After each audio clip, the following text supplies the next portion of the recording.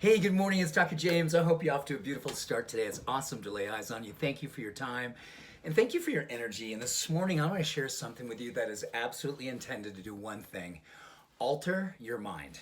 I'm often asked, what is my favorite mind-altering drug? And because of this time where people are microdosing mushrooms, they're microdosing LSD, and people go, hey, James, are you into the whole microdosing thing? And what is your mind-altering drug of choice? And I always come back with truth. Truth is my favorite mind-altering drug and easily the most powerful and sustainable way to alter your mind. You know, I grew up in a time where so much of my early learning and my early neuroplasticity was built around being chronically stressed, having my guard up, waiting for the next awful thing to happen, protecting my heart, protecting my ego, and doing everything I could to try to navigate a less than awesome environment. And I carried that lineage right into my early 20s. And it wasn't until I sat long and strong for 30 days in the Himalayas of Nepal, and about day 17 of a silent meditation, something awesome happened. I began to break open. My mind began to just do these things where I was like, oh my gosh, is this what freedom feels like? Is this what self-compassion and love feel like? This is what peace feels like. So it's an interesting time, right? You look in all these different circles of spiritual people and human potential teachers and gurus who are taking people on retreats to go and take mushrooms and go and take LSD. And listen, I am not judging that. There is a powerful amount of research behind why this is a great idea for some people and whoa, the amazing things that are happening on a healing level.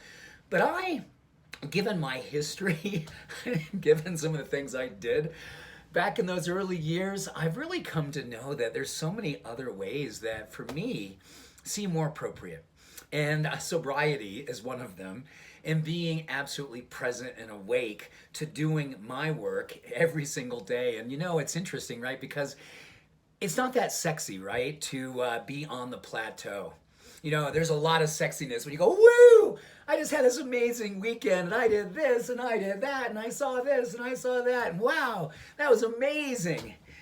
And then, you know, people ask me and go, you know, what do you plan on doing for the next 3 or 4, 10, 20 years? And I can pretty much tell them with 99.9% certainty, I know exactly what I'm going to do every single morning. I know exactly what I'm going to be doing every single night.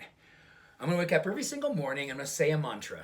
And from there, I'm going to move my body. From there, I'm going to meditate. And from there, I'm going to have a plant-based breakfast. And then for the next 8 to 10 hours, I'm going to figure out what makes me come alive and how I can serve. And then sometime around 6 o'clock, I'm going to turn off my phone. I'm going to join my family and presently talk and openly discuss what it is that we want to be standing for and how we can love and support one another. And then I'll read, and then I'll do some yoga, and then I'll meditate, and I'll be in bed by 9 o'clock. It's boring. It's very consistently predictable.